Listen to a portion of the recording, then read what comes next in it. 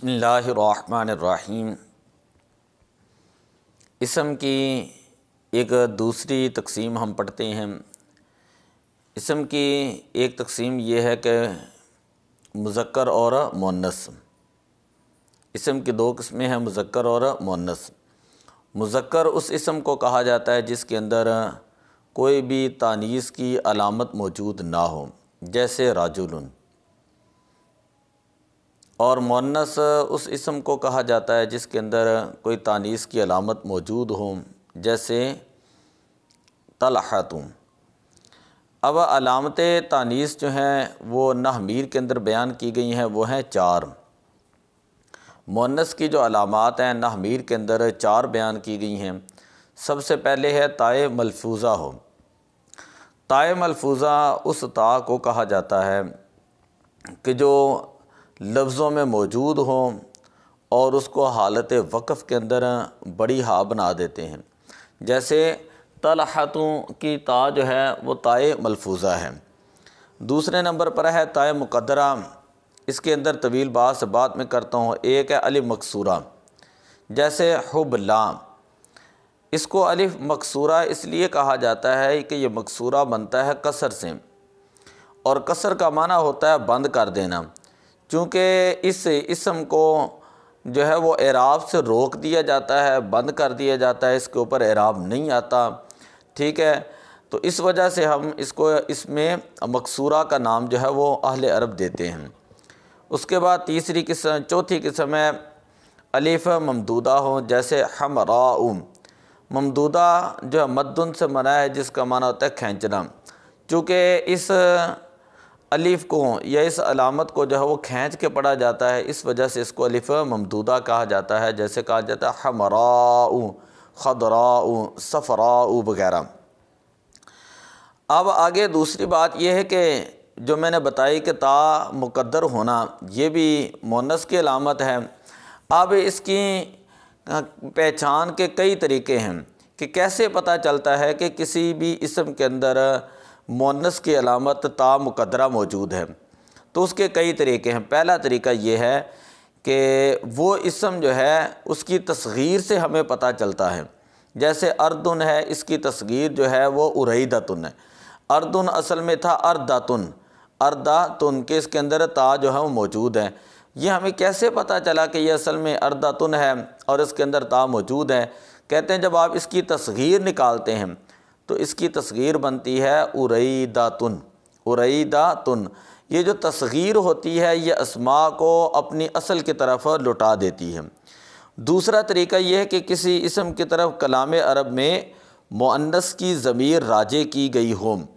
کسی اسم کی طرف کلام عرب میں مؤنث کی ضمیر راجع کی گئی ہو، جیسے النار یعرضون علیہا، فرعونی جو ہیں وہ آگ پر پیش کیے جائیں گے۔ اب قرآن پاک کی اس آیہ مبارکہ کے حصہ کے اندر النار یہ مؤنث سمائی ہے۔ دلیل یہ ہے کہ یعرضون علیہا، ہا علیہا میں ہا ضمیر جو ہے اس کا مرجع النار ہے، تو پتہ چلا النار جو ہے یہ مؤنث سمائی ہے۔ تیسری صورت یہ ہے کہ اس میں اشارہ مؤنث وہاں پر لایا گیا ہو، جیسے ہذہ جہنم، یہ جہنم ہے، تو یہاں پر ہذہ اس میں اشارہ ہے اور جہنم مشار الیہ ہے، تو اس میں اشارہ دلالت کرتا ہے کہ یہاں یہ مؤنث ہے۔ اسی طرح آگے علامت یہ ہے کہ اس کی صفت یا خبر مؤنث لائی گئی ہو، جیسے کہا جاتا ہے الکاتف المشویہ، الکاتف المشویہ، تو الکاتف ہوا موصوف، المشویہ ہوا اس کی صفت۔ تو مشویہ کا معنی ہوتا ہے بنا ہوا، کاتف کہتے ہیں کندھے کو، بنا ہوا کندھا، تو چونکہ اس کی صفت مشویہ کاتف کی آئی ہے تو پتہ چلا کاتف جو ہے یہ بھی مؤنث ہے۔ اور اسی طرح مؤنث سے جو معنوی ہوتا ہے اس کی 2 قسمیں ہیں، کہ جس میں عرب ہم ایک قسم تو وہ ہے کہ جس کے اندر عرب ہمیشہ تا جو ہے اس کو مقدر رکھتے ہیں، ٹھیک ہے۔ دوسری قسم وہ ہے کہ جس کے اندر کبھی تو تا کو مقدر رکھتے ہیں، کبھی تا کو ظاہر کر کے پڑھ دیتے ہیں۔ مثلا حال جو ہے، حال ایک لفظ ہوتا ہے حال، حال کی مؤنث جو ہے وہ حالت آتی ہے۔ اسی طرح طریق ہے، سبیل ہے، سوق ہے، یہ اسماء جو ہے وہ مذکر اور مؤنث یہ دونوں طرح جو ہے وہ استعمال ہو سکتے ہیں۔ اب آگے ہے مؤنث کی دوسری قسم۔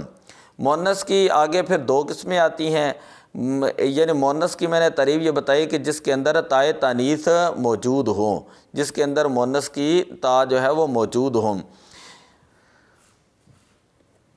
جس میں مؤنث کی کوئی علامت موجود ہو۔ مؤنث کی دو قسمیں ہیں، ایک ہوتا ہے مؤنث حقیقی اور دوسرا ہوتا ہے مؤنث لفظی۔